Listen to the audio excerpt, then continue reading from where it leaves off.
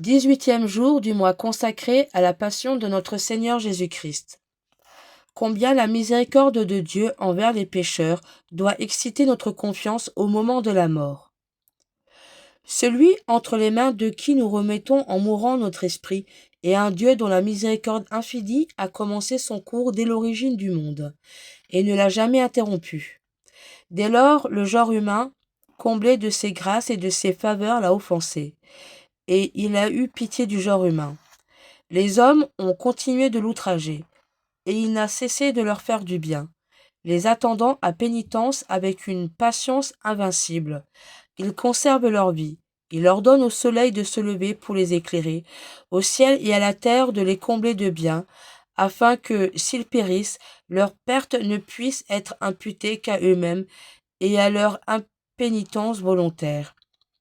Aussi est-il dit de Dieu qu'il est riche en miséricorde et généreux à pardonner, non un péché, mais des péchés sans nombre, non les péchés d'un peuple, mais les péchés de toutes les nations, non pour un temps, mais pour tous les siècles. Ô mon âme, tu n'as à craindre que ton impénitence, et non pas la colère d'un Dieu qui est porté à te pardonner, et qui est infiniment plus miséricordieux que tu n'es pécheresse.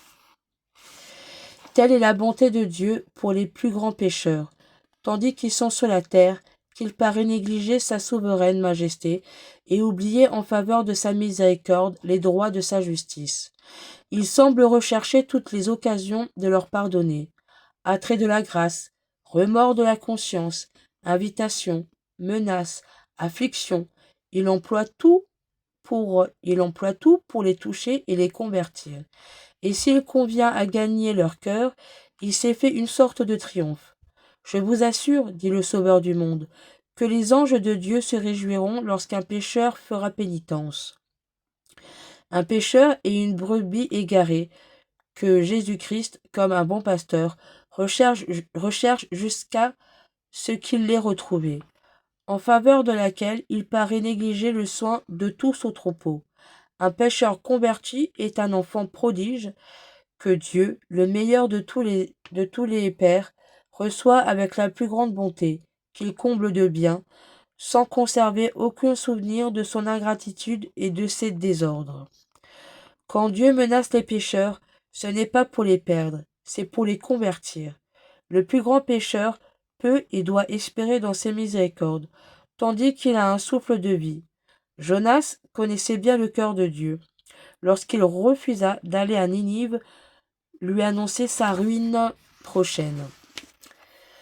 Il ne doutait pas que si cette ville abominable faisait pénitence, Dieu ne lui devint propice et ne révoquait l'arrêt qui la condamnait à une ruine entière.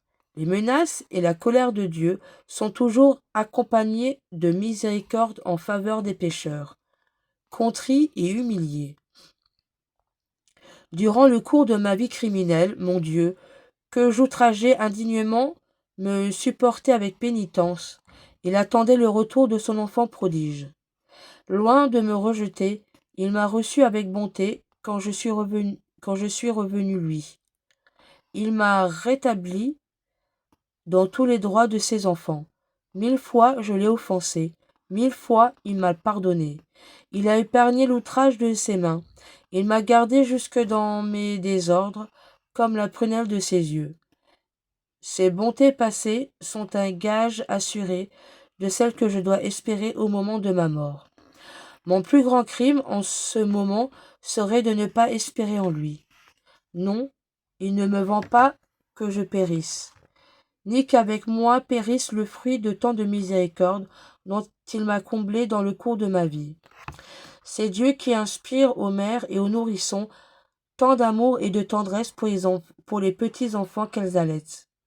C'est lui qui donne aux pères un cœur si bon pour leurs enfants, qu'on les voit se sacrifier pour eux et les aimer malgré les ingratitudes les plus noires et les plus honteux désordres. Que la source de tant de bonté doit être abondante, qu'il doit être bon et miséricordieux, le cœur qui communique tant de bienfaits à tant de millions de cœurs. Celui qui fait tous les yeux sera-t-il aveugle? Celui qui forme les oreilles sera-t-il sourd?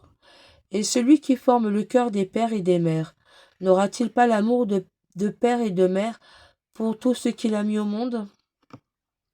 Pour ne pas succomber sous le poids de nos iniquités, et pour exciter notre confiance dans les miséricordes du Seigneur, considérons la multitude d'âmes pénitentes qui ont été dans tous les siècles d'illustres monuments de la miséricorde divine. La main de Dieu s'apesantissait sur les Israélites infidèles. Ce peuple inconstant quittait les voies de l'iniquité, pleurait et gémissait, et Dieu lui faisait grâce. Il retombait et puis tendait les bras, et Dieu les relevait.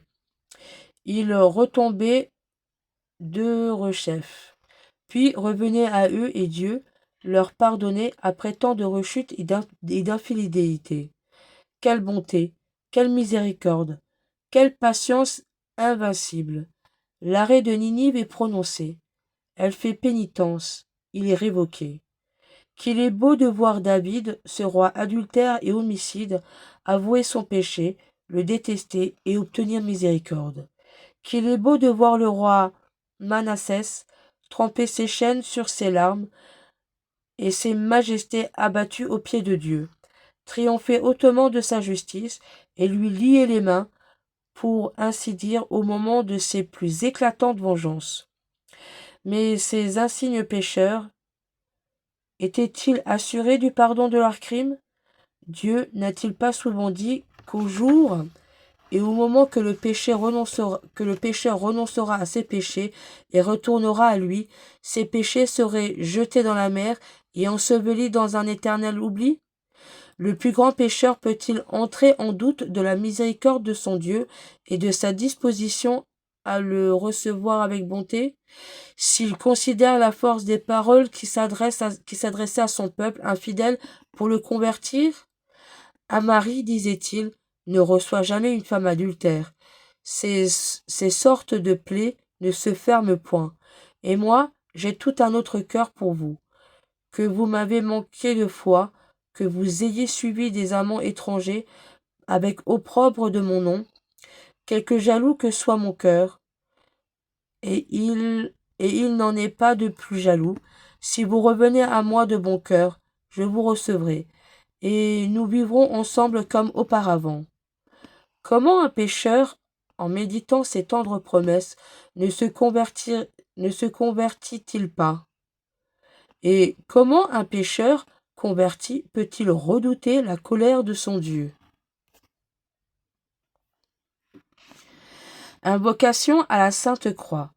Dieu Tout-Puissant, qui avez souffert la mort à l'arbre patibulaire pour tous nos péchés, soyez avec moi. Sainte Croix de Jésus-Christ, ayez pitié de moi. Sainte Croix de Jésus-Christ, soyez mon espoir.